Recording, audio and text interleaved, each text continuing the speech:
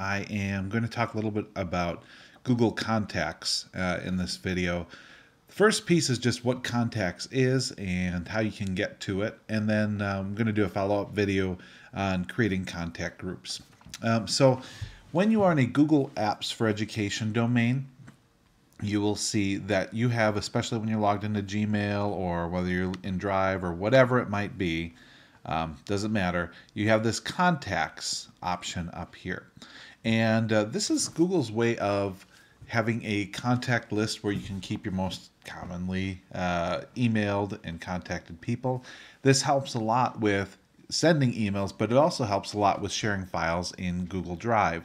And so it's not something that you have to spend a ton of time managing, and Google does a lot of that for you, but building a good contacts list for things like emailing classes or emailing parents is going to be something you're going to want to be able to know how to do, and to do fairly often as you get a new group of students at the beginning of the year, or you get put on a new committee. It makes the emailing process more efficient. It makes the sharing process more efficient, and you just don't have that concern about leaving people out. And that is something that can be pretty important. So again, two ways that we can get to it. The most obvious and the way that I'd recommend for most of you is just to click on the contacts button. And what that will do is that will open up another window, and that will open up your Google Contacts. Now here you can see I am logged into a Google Apps for Education account. And the other way that we could get to it from our Gmail would be to click this little drop down caret here, and Contacts is also there. And that's one of the neat things about the Google products is there's generally 2 or 3 ways to do almost anything you want to be able to do.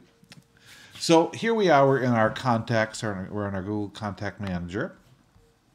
And let me just go close these for the sake of clarity. When we look at contacts, you will be able to still email people if they are not in your contact list. So just because I've only got one person in my contact list does not mean that that's the only person that I can contact. It does mean that when I start typing in email addresses, though, this is the first place that Google looks when I'm typing an email. So I'm going to do that here. I'll open up Gmail. I'll start to compose, and I will type demo. And here you can see demo student pops up right away. So that's the advantage of having somebody in your contacts, is that they'll pop up right away. Some educational domains will have where it's linked to all of the users in your domain. Others will not. Just depends on the setup for your organization. In the School District Waukesha, we do have that set up, but it just depends, again, on your particular organization. And from there, you can then go ahead and just select the one you want, and off you are sending.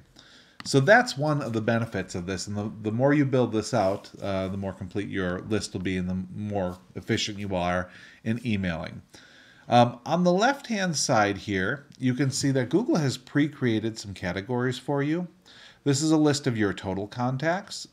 This is the people you contact most. So these are the people that I have emailed most from this account. Other contacts are people that maybe I don't email that often, but they're present here, and I have emailed them at some point. Then we've got new group and import contacts. So let's say that you're coming from a different mailing system, and you've got a lot of contacts there that you don't want to lose. Something like Outlook Express. You can download the contacts from Outlook Express and bring them into your Google Apps. Getting them out of Outlook Express or whatever mail system you're in is a step you're going to have to go through with your local admin, or perhaps search online. But importing in is pretty easy. What you're looking for is a file that's called a CSV, means comma separated value file. And that's what, when you export out of a program like Outlook, Outlook Express, Yahoo Mail, Hotmail, when you export your contacts out of there, it's going to give them to you in what's called a CSV file. Now, technically, a CSV format could be opened in Excel if you wanted to edit those contacts at any point. But more importantly, it's the file that you need to import. And so we'll go and select that CSV file by clicking Choose File. I do not have one sitting right here to show you the example of that, but generally speaking, let's see if I have, I'll just cancel this for now.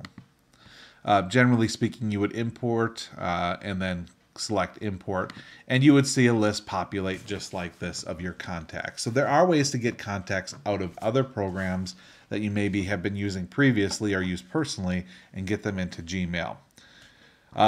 We'll talk about in the follow-up video, new group. And then here you can see, and this is pretty typical of most email products, but here you can see that I've got the name of the contact, their email address, and then other information I might have available, like a phone number, probably a home and cell number. But what you'll notice up here, and I'll have you pay attention to this, is I have a pretty limited set of commands here, or options that I can do. When I select the box next to that contact, you'll notice that up here, my options have changed. I can now add this person to my contacts. I can, let's see, this is just our selection option here. I can add them to different groups. So once I've got a contact, I can add them to email groups. A person can be in more than one email group. I can email that person directly from contacts, which wouldn't be a very efficient use of your time, but could be done that way. I could delete that contact, export, print that information about them. So just by selecting on the check mark next to their name or next to that contact, you get some other options there. And for the most part, that's contacts in a nutshell.